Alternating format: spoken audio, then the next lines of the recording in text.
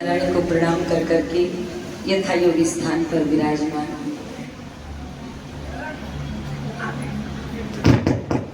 यजमान जी व्यास पोथी का पूजन करते हुए सभी का पूजन करके और अपने स्थान पर विराजमान।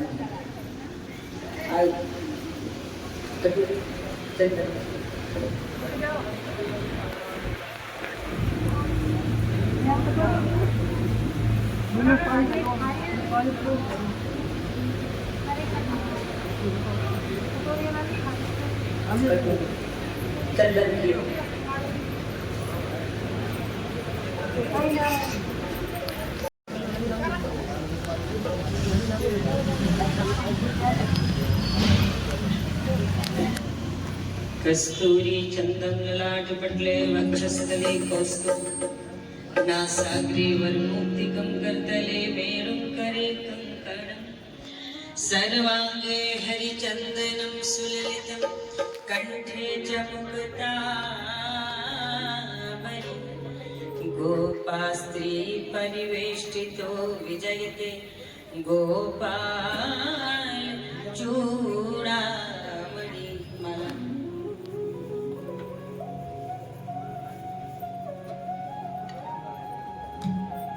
समुद्रवसने देवी पर्वतस्तनमण्डले विष्णुपत्नी नमस्तुभ्यं पादस्पर्शं क्षमास्व मे।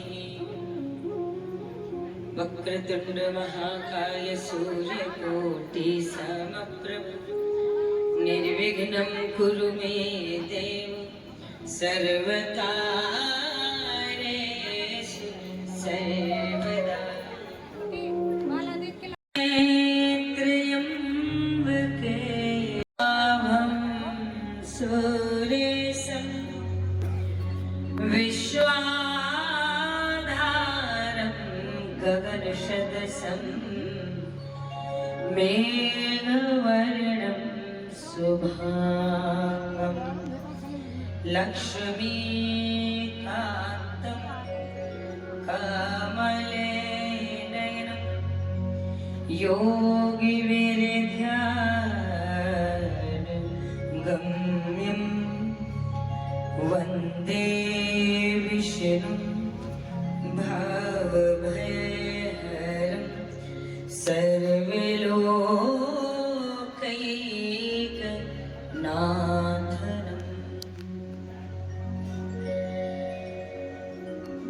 कैलासराणां शिवचन्द्रमौली फणीन्द्रमाथा भृगुटिझरारि कारुण्यसिन्धु भवदुःखहारी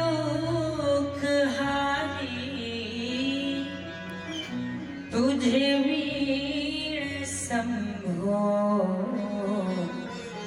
मुझको तारी। कोई तुम्हारे अतुलित बल का कर ना सका अनुमान। कोई तुम्हारे अतुलित बल का कर ना सका हनुमान। जय हनुमान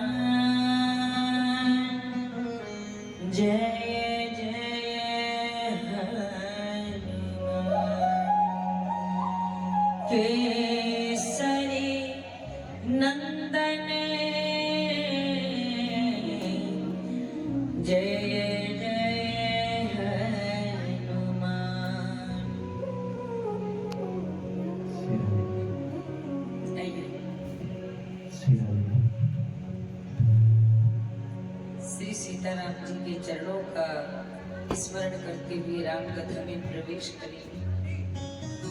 सभी प्रेम भक्ति भाव से कीर्तन को गाते हुए देखिए, जैसी भी स्थिति में है, जैसी परिस्थिति में इसकी आवाज नहीं आ रही।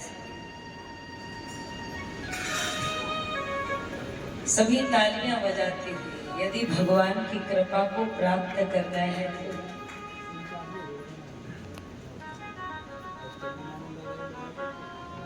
हम राम जी के राम जी हमारे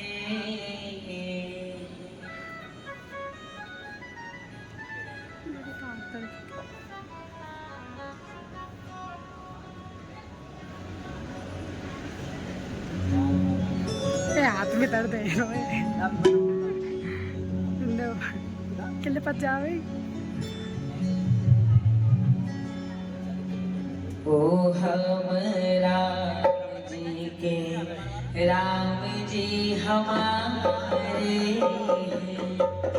हम राम जी के राम जी हमारे, हम राम जी के राम जी हमारे, हम राम जी के राम जी हमारे, हम राम जी के राम जी हमारे, हम राम जी के राम जी हमारे, हम राम जी के राम जी हमारे, हम राम जी के सब जी हमारे, हम राम जी के राम जी हमारे, हम राम जी के राम जी हमारे, हम राम जी के राम जी हमारे, हम राम जी के राम जी हमारे, हम राम जी के राम जी हमारे, हम राम जी के राम जी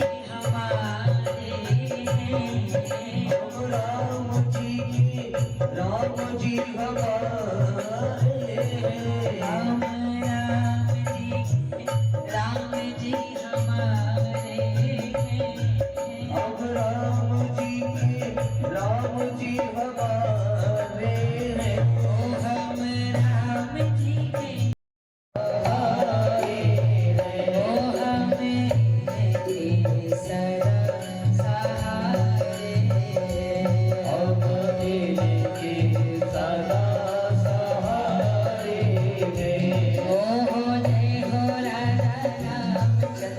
जय हो माता जानकी, जय हो राजा रामचंद्र, जय हो माता जानकी, जय हो राजा रामचंद्र, जय हो माता जानकी, जय हो राजा रामचंद्र, जय हो माता जानकी, जय हो राजा रामचंद्र, जय हो माता जानकी, जय हो राजा रामचंद्र, जय हो माता जानकी, जय हो राजा रामचंद्र, जय हो माता जानकी, जय हो राजा रामचंद्र, जय हो माता जानकी, जय हो राजा रामचंद्र, जय हो माता जानकी, जय हो राजा रामचंद्र, जय हो माता जानकी, जय हो राजा रामचंद्र, जय हो माता जानकी, जय हो राजा रामचंद्र, जय हो माता जानकी, जय हो माता जानकी, जय हो माता जानकी, जय हो माता जानकी, जय हो माता जानकी, जय हो माता जानकी, जय हो माता जानकी, जय हो माता जानकी।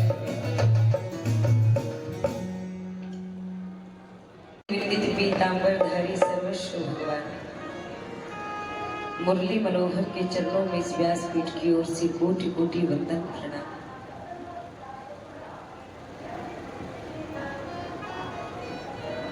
राम रसिक श्री हनुमंत लाल जी को बारंबार प्रणाम। आए इस राम कथा को सफल बनाए। वृंदावन धाम, गोवर्धन धाम, बरसाने धाम, गोकुल धाम, मथुरा धाम के चरणों में बारंबार प्रणाम। माता आदि शक्ति भवानी सहित भगवान भोलेनाथ को प्रणाम। विघ्न हरण मंगल करण गौरी पुत्र गणेश सिद्धि बुद्धि सहिताय भगवान लंबोदर को प्रणाम। आदि शक्ति भगवती को प्रणाम। गौ माता को प्रणाम। स्थान देवी देवताओं, नगर देवी देवताओं, क्षेत्र देवी देवताओं, सभी ग्रह नक्षत्रों को, सभी दिशाओं को, चर अचर जीव जंतु सब में व्याप्त और भगवान लक्ष्मी नारायण की सत्ता को मैं बारंबार प्रणाम करती हूँ।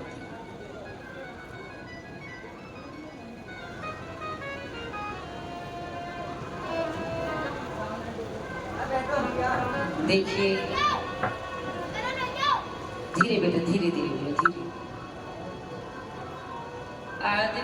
आदमी से तो परेशान है ही, आदमी भगवान से भी परेशान है। आदमी से तो परेशान है ही, अनेक झंझट सिर पे लेकर आदमी चलता है।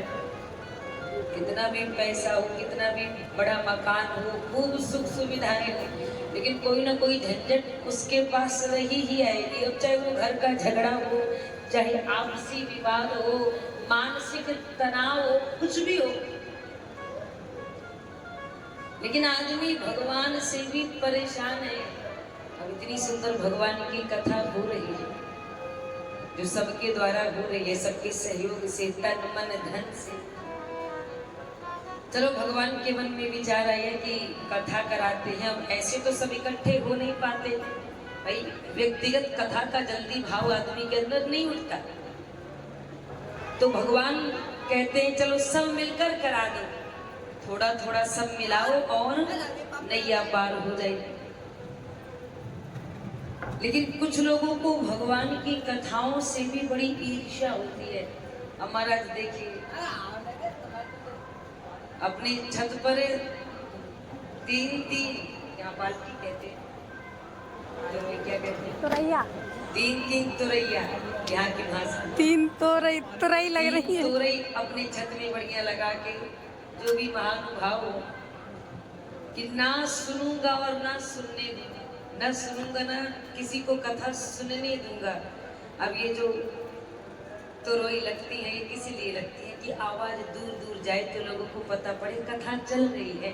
चलो, कोई घर में भी बैठकर, बाहर बैठकर भी कथा को सुन सकेगा, लेकिन अब तो महाराज ऐसी स्थिति हो गई है कि जितनी तेज व्यास जी का साउंड उतनी ही तेज अपने घर का स्पीकर। बोले बिल्कुल कंपटीशन होगा, बोले ना हम खुद करेंगे ना औरों को करने देंगे। चलो, आप ना कथा में सम्मिलित हो, लेकिन इतना बड़ा पाप तो मत अपने से। लेकिन जीव भगवान को भूल जाता है, उनके दंड को भूल जाता है।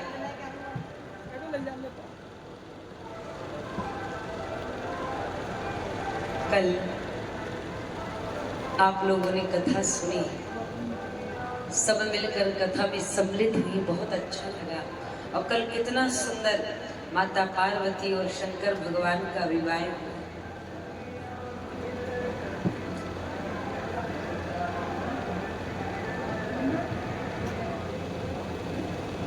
वैसे साउंड बंद तो कराना चाहिए, कंप्लेंट ना कर सकता है 2-3 दिनों।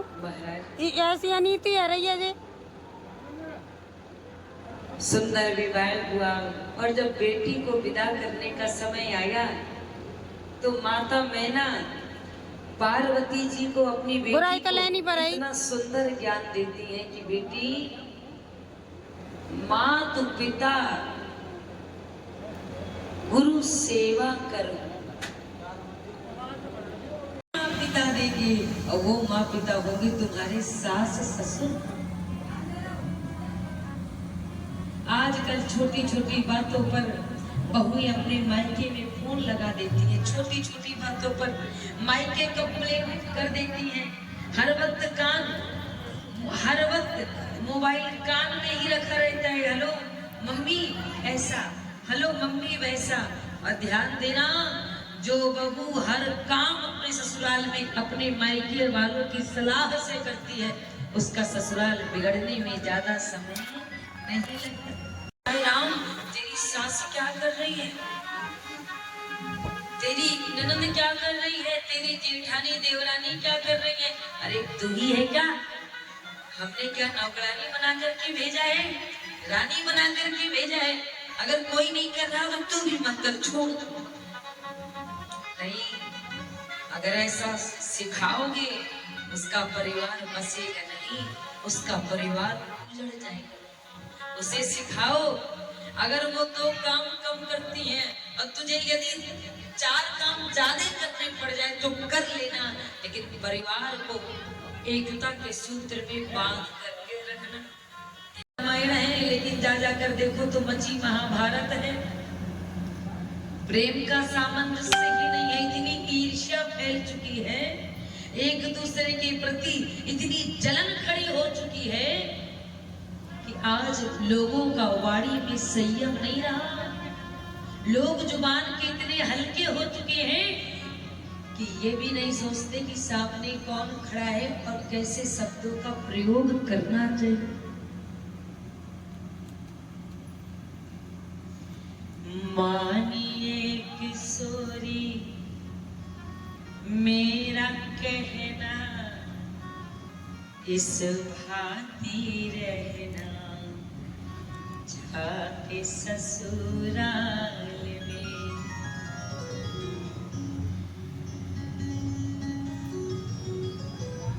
महाराज,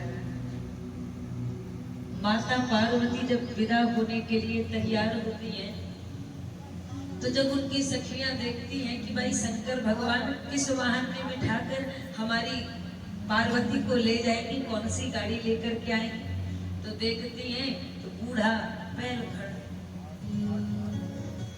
अब वो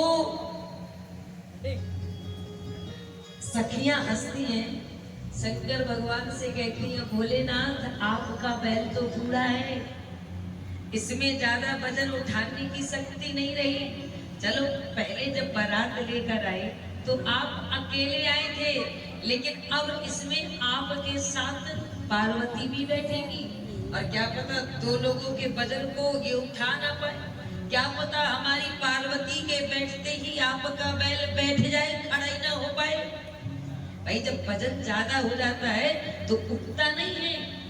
तो भगवान शंकर कहते हैं, ध्यान देना, बैल है धर्म का स्वरूप, धर्म का प्रतीक। धर्म पर कितने भी बैठ जाएं, लेकिन धर्म कभी बैठने वाला नहीं है। धर्म रक्षति रक्षता, जो धर्म के लिए खड़े रहते हैं, धर्म उनकी रक्षा के लिए खड़ा रहता है। आज पार्वती माता जब विदा होकर के अपनी ससुराल आती है, तो भोलेनाथ का सबसे प्रिय स्थान कौन सा है माताओं? भोलेनाथ का सबसे प्रिय स्थान कौन सा है? कैलाश नाम तो सभी जानती हैं, लेकिन एक और भोलेनाथ का बहुत प्रिय स्थान है, जहां हम और आप जीते जी नहीं जाते, मरने के बाद जाते हैं। वो स्थान कौन सा है? शमशान। जीते जी कोई जाना पसंद करता है? नहीं। शमशान के पास से कोई गुजरना भी पसंद नहीं करता, लेकिन मरने के बाद सबको जाना पड़ता है। शमशान यानी शमशान, जहाँ सबकी शान बराबर हो जाए, वो है शमशान। चाहे गरीब हो, चाहे अमीर हो, चाहे साधु हो, चाहे असाधु हो, चाहे ईमानदार हो, चाहे बेईमान हो, सबकी आप राख देखोगे। बोले ये अमीर आदमी था, क्या इसकी राख में वजन है? ये गरीब आदमी था, क्या इसकी राख हल्की है? नहीं। जब उठाओगे सबकी राख वजन वही बना।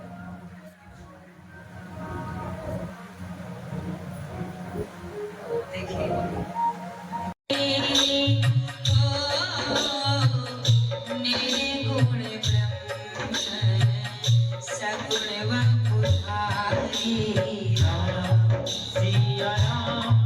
सिया राम जय जय राम राम सिया राम जय जय राम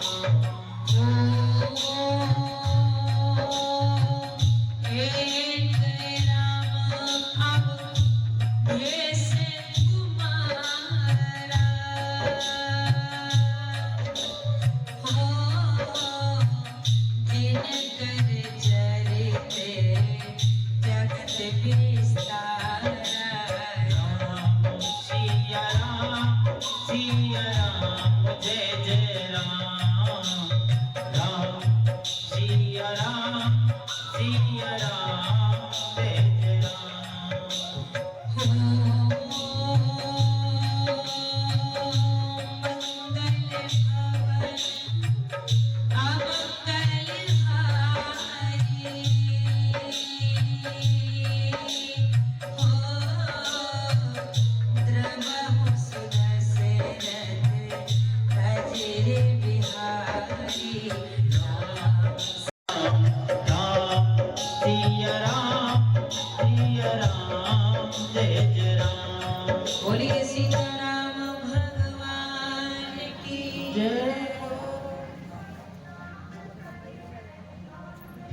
नहीं है कि मैं अपने ज्ञान का अहंकार लेकर के आई हूँ, नहीं। कुछ जिज्ञासा है, कुछ प्रश्न है, उनका समाधान करने के लिए आई।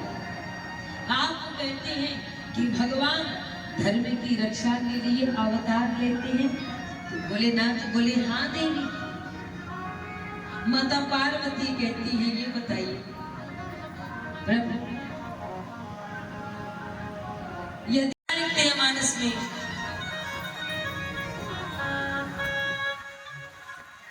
जो ना होत जग जन्म भरत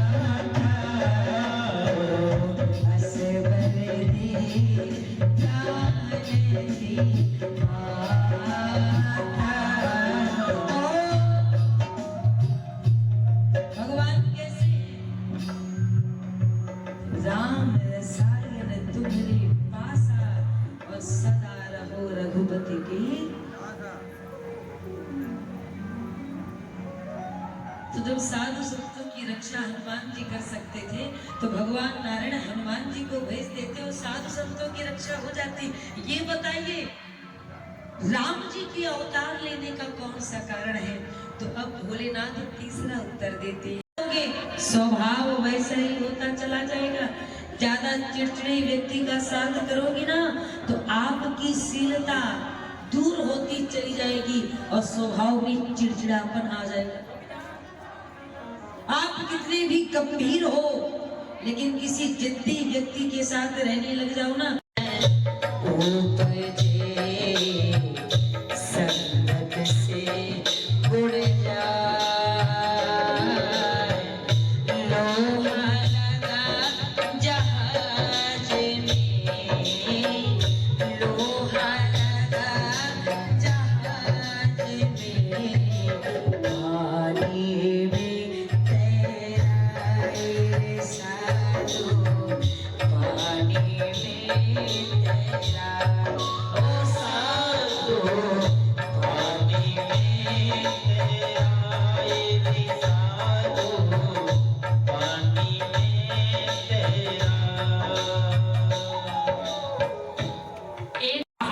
जीवन में प्रैक्टिकल करके देखा होगा, आपका अनुभव होगा। लोहा चाहे कितना भी बड़ा हो, चाहे लोहे का छोटा सा टुकड़ा हो, पत्थर की चाहे बड़ी चट्टान हो, और चाहे थोड़ी छोटी सी कंक्रीट हो, ये कभी पानी में तैरते नहीं, ये सदैव डूबते ही डूबते। लेकिन इसी लोहे की कील को जब नाव बनाते वक्त नाव में ठोका जाता है ना, लकड़ी की नाव में, तो लकड़ी का साथ पाकर वो लोहा भी पानी में तैरने लगता है। वो पत्थर जो कभी पानी में तैरता नहीं, वही पत्थर यदि नाव के ऊपर रख दिया जाए ना, तो एक लकड़ी का साथ पाकर, नाव का साथ पाकर वो पत्थर भी गहरी नदी को पार कर जाता है, सतत को प्राप्त करता है। इसीलिए कहते हैं ना, संगत कर ऐसे लोगों की भरे ज्ञान से झोली। अच्छे लोगों की कंपनी करो, साथ रहो अच्छे लोगों के। हमारे दूधाधारी जी महाराज चित्रकूट के बहुत बड़े संत हुए। श्री दूधाधारी जी महाराज एक बड़ा सुंदर दोहा वो लिखे उन्होंने, इनके साथ रहने में क्या बुराई है, इनकी बुराई हम पर थोड़ी ना आने वाली है। नहीं भैया, ध्यान देना, सिंघाड़े के साथ उंगली भी पिस जाया करता है। गलत व्यक्ति की यदि सिर पर डंडा बजा तो तुम कहाँ बच जाओगे, कहीं ना कहीं चोट तो तुम पर भी आएगी। जाइए ना जहां संगति कुसंगति है, जाइए ना जहां संगति कुसंगति है, और कायर के संग सूर भागिए पे भागिए। जग में बसे जग में फंसे और जग में बैराग कहाँ, मोह माया ममता से पागिए पे पागिए। जैसे फूलन के बीच होए फूलन की बास बसे, ऐसे कामिनी के संग काम जागिए पे जागिए। और काजर की कोठरी पे कैसे हूँ सयाने जगहे, पर काजर की एक रेख लागी है पे लागी। एक काजल की कोठरी हो, कोयले की खदान हो, आप बहुत बच कर के प्रवेश करो, लेकिन कहीं न कहीं से कोयले की और काजल की एक लीक कहीं न कहीं से लग ही जाएगी, चाहे कितना भी बचने का प्रयास करो। विभीषण जी महाराज ने विचार किया, इस दुष्ट के साथ रहकर मेरी बुद्धि भ्रष्ट हो और मैं भी गलत मार्ग पे निकल पड़ूं। समय रहते ही बच करके निकल जाने में ही समझदारी है। तब श्री विभीषण जी महाराज जब राम जी की शरण में आते हैं और कहते हैं, प्रभु हमको अपनी शरण में ले लो, अपने दल में आप हमको रख लो, अपनी सेना में मिला लो। तो श्री विभीषण जी को देख करके सुग्रीव घबरा गया और सुग्रीव राम जी से कहता है, प्रभु इतनी बड़ी गलती मत करना। राम जी बोले, कैसी गलती? सुग्रीव जी कहते हैं, प्रभु ये रावण का भाई है विभीषण, ये निशाचर है। क्या पता इस विभीषण को भी भेजने के पीछे रावण का कोई षड्यंत्र हो, कोई हाथ हो, कोई चाल हो। क्या पता ये हमारे लिए कब बाधा बन करके खड़ा हो जाए। इसलिए प्रभु निशाचर के साथ मित्रता करने में समझदारी नहीं है। ये निशाचर है, ये शत्रु का भाई है, ये कब खतरा बन करके खड़ा हो जाए कोई पता नहीं। इसलिए प्रभु इसको निकाल दो, जाने दो, अपने दल में सम्मिलित मत करना। तो राम जी कहते हैं, अरे सुग्रीव ये तो मात्र एक ही निशाचर है, अगर ऐसे विश्व के समस्त निशाचर भी एक साथ आ जाए, हमला कर दे, आक्रमण कर दे, आपको पता है मेरा भाई लखन क्या कर सकता है? सुग्रीव जी बोले, क्या कर सकता है आपका भाई? तो राम जी कहते हैं,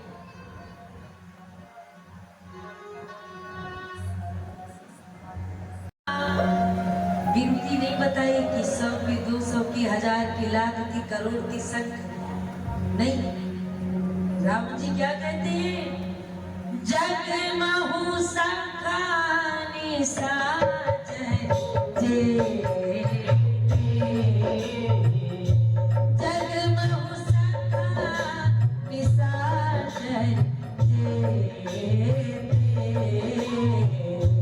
लक्ष्मण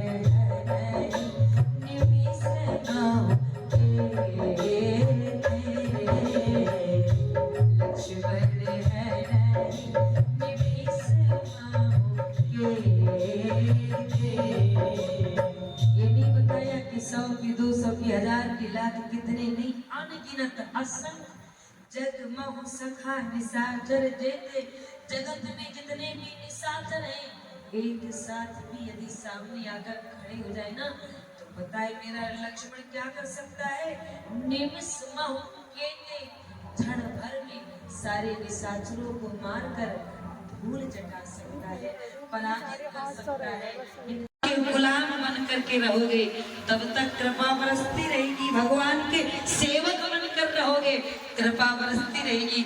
लेकिन जैसे ही भगवान के मालिक बनने का प्रयास करोगे भगवान की कृपा रुक जाएगी। इसीलिए सदैव भगवान के चरणों में ही बैठो, नीचे बैठने का प्रयास करो, ऊपर बैठने से कुछ प्राप्त नहीं होता। झुकना सीखो, कहते हैं ना शुष्क काष्ठा जो फलदार वृक्ष होते हैं वो झुक जाते हैं और जो बिना फल वाले होते हैं वो सीधे खड़े रहते हैं। जिनके अंदर नमामि गुणोजना, जिनके अंदर गुण होते हैं ना वो ये नहीं देखते कि झुकने से हमारा बड़प्पन गिर जाएगा, हमारा स्टेटस कम हो जाएगा, नहीं वो झुकते हैं चाहे कितनी भी भीड़ में झुकना पड़े, प्रणाम करना पड़े, वो करते। महाराज भगवान ने जब तो अब ये व्यक्ति दूसरे वाले डॉक्टर के पास गया, पहले वाले डॉक्टर के पास नहीं गया नहीं तो डांट पड़ती। दूसरे डॉक्टर के पास गया और जैसे ही हाथ बढ़ाया बोला डॉक्टर साहब देखो ये फोड़ा बहुत बढ़ गया है, कोई उपचार करो कि ठीक हो जाए। तो डॉक्टर ने छू करके देखा, बोले अरे राम राम अंदर तो मवाद पड़ गई है, अंदर मवाद पड़ गई है, तुम्हारा फोड़ा एकदम पक चुका है। तो उस मरीज ने कहा तो फिर एक काम करो कोई दवा दो तो ठीक हो जाए। डॉक्टर ने कहा अब ये ऐसे ठीक नहीं होगा, कैसे ठीक होगा? बोले इसका ऑपरेशन करना पड़ेगा। माता जी व्यासपीठ का स्वागत करती है, एक बार जोरदार तालियां बजाकर इनका सम्मान बढ़ाएं।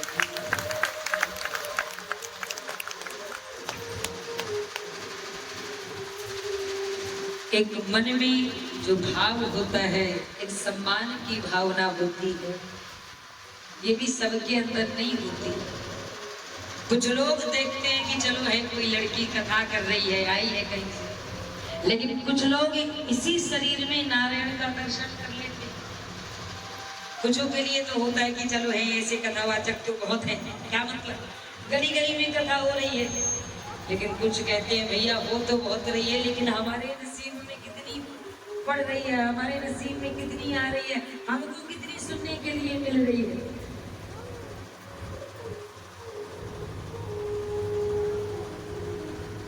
ये अपने प्रसंग में आते हैं। तो डॉक्टर ने कहा अगर ऑपरेशन नहीं किया गया तो ये माला डालकर प्रभु को पति के रूप में स्वीकार कर ली। चारों ओर से पुष्पों की वर्षा होने लगी और भगवान अपनी लक्ष्मी को लेकर के चल पड़े, क्योंकि ये कोई और नहीं, ये विश्व मोहिनी साक्षात लक्ष्मी थी। भगवान नारद जी के अहंकार को तोड़ने के लिए कि देख जिस काम को तुमने जीत लिया और ऐट में घूमने लगे, ये माया बड़ी प्रबल है।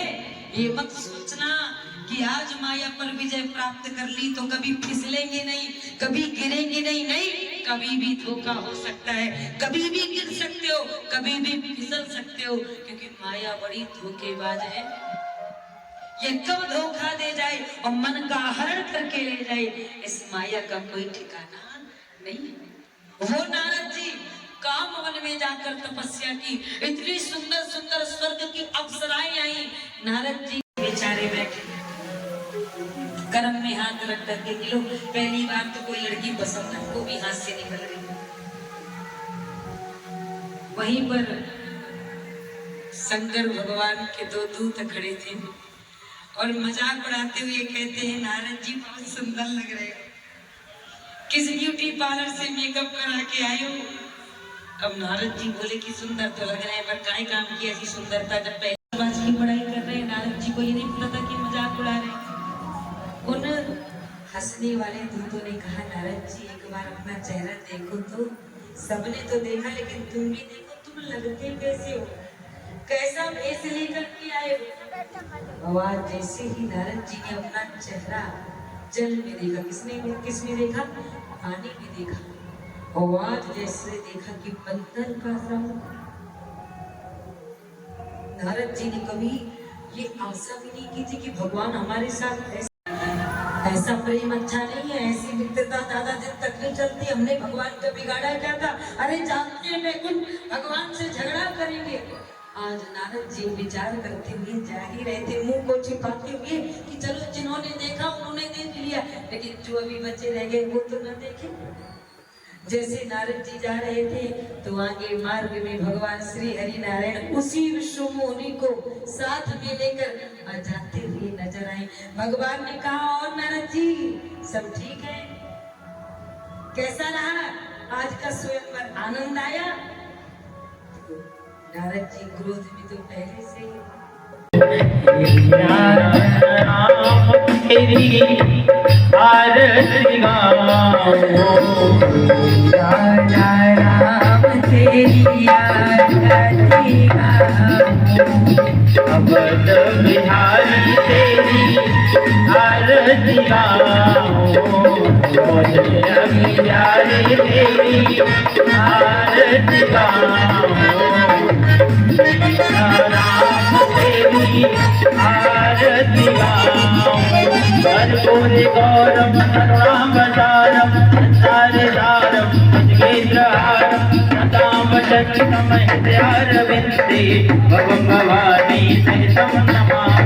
त्वमेव माता च पिता त्वमेव, त्वमेव बन्धु च सखा त्वमेव, त्वमेव देव्या ब्रह्मं त्वमेव, त्वमेव सर्वं मम देवदेव, त्वमेव सर्वं मम देवदेव, त्वमेव सर्वं मम देवदेव।